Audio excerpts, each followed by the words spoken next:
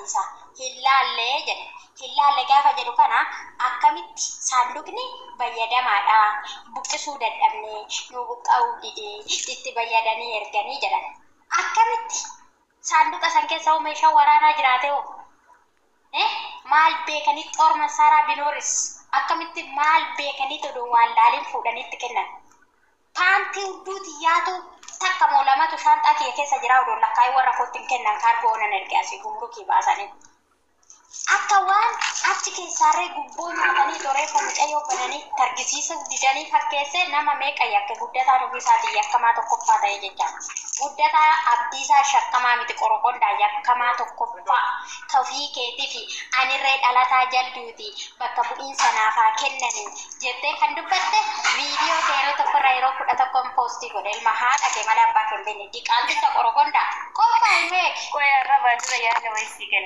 wayisii kenna namichi kun ilaalle yoo jedhee ofiisaatii akka ta'u gadi akkamitti yoo jette seera biyya sanii irratti keeyyata irratti barreeffamee kan jiru reeffi tokko hoggaa achi ba'uu laallamee ta'u piroosesii godhamee iddoo seeraa guutee mana seeraa seenee ba'uu qabaa jedha seera biyya Itoophiyaa keessa jiru jechuudha.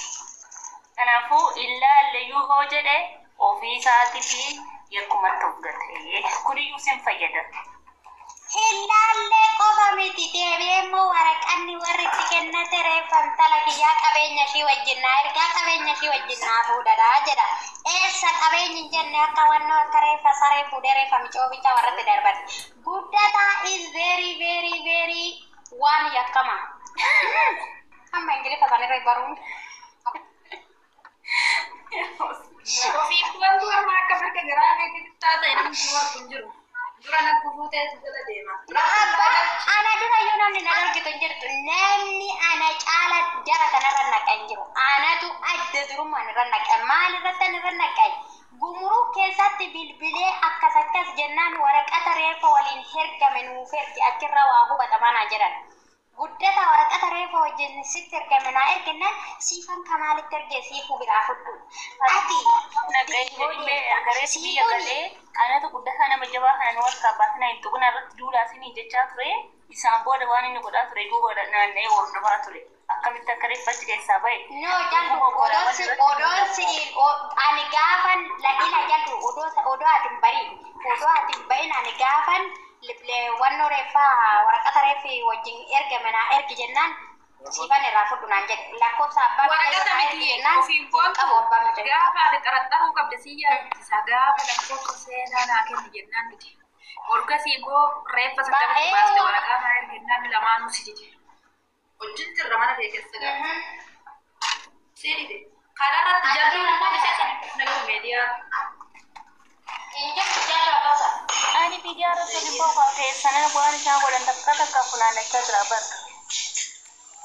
Oke, adik-adik funaannachaa turte kana irratti jalqaba isaarratti naqawana qofa wanturratti naqa guddiidha waliin jechaa ture hundu aanatu duursee irratti naqaye.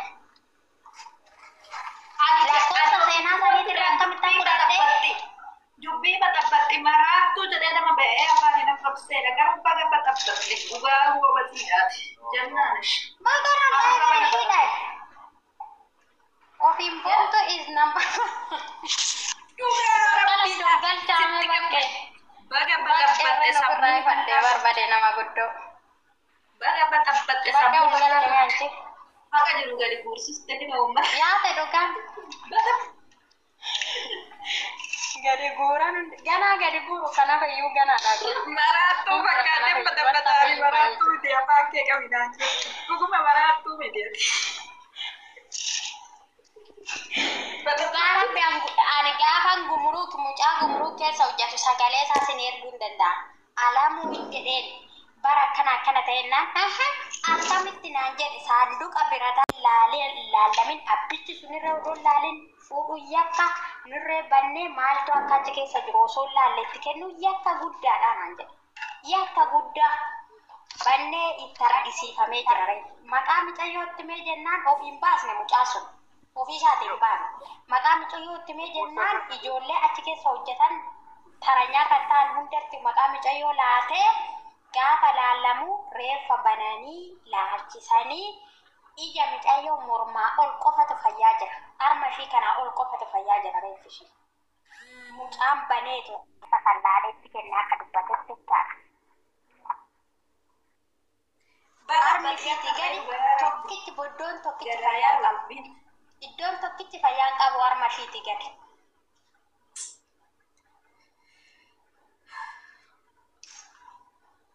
Siifan illee maafin irratti duulaanii bakka sanitti bakka coraadhuma kiyya na surre akkasuma qoma ishees dhawna matuma keessa na surre achi immoo gaafa nani dhufee asitti liivi irratti duulu sagalee nani siifaniif erge fidee naannachee natti erge ilmaan haadha raabsu wajjin dhugaa mucayyoo waattanii jedhee dhugoon mucayyoo abdii boqojjinaa jechuun hamaadha.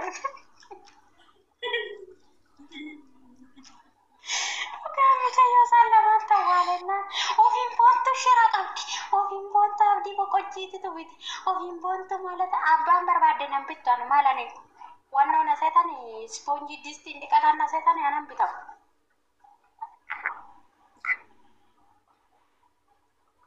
Jawaan dhugaa rabbi reebsii wanni rakkoole. Dhugaa rabbanaa fa ajaa'iban nageenya Yesuus. Waaqayyo adiisu.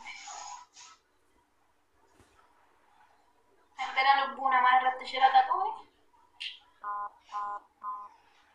Gaafa reeffi mucayyoo bareesan illee makiinaa lama dargaggeessa makiinaa lama latte.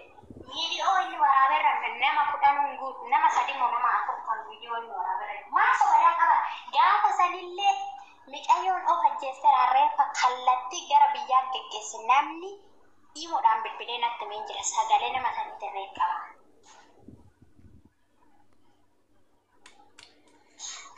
Olkaawwadha ati gadi hin baasin amma olkaawwadha. Simma jedha matti hunda isaanii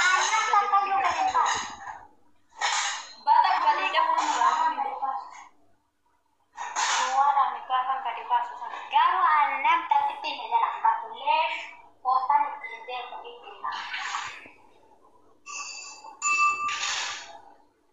Umuruutiin Dhimma ammayyaa isheen saggaa miti arjala baay'ee waan gaarii barattee Jedhabanii bareedee namatti murteessa. Umuruutiin keessa kan obboleettiin xiyya mana ishii kaartaa ishii qabsiistee waasii taatee mirga wannoo taate ta'u umuruutiin keessa galchite ijoolleen ani qaaman beeku iyyuu malee ijoollee 10 oltu jira. Namni takkitti na jala baatu. Unkaan reeffa namaa ergamee miti meeshaa namaa ergamee. Bakki itti bada kana beektaa garuu odoo wabiin gadi darbatamuu baate yoomi fiissun. Indee beekamaa gurgura. Yoomi fi osoo gaafa san bitamtee dhufte dhanii gadi darbatamuu baate. Baate Kan darbatame ani urjii naafuu urjii nama jabaate jennaan gadi na darbatte. Yoomi fi bichaa darbanii yoomii guddachiifan birrii meeqa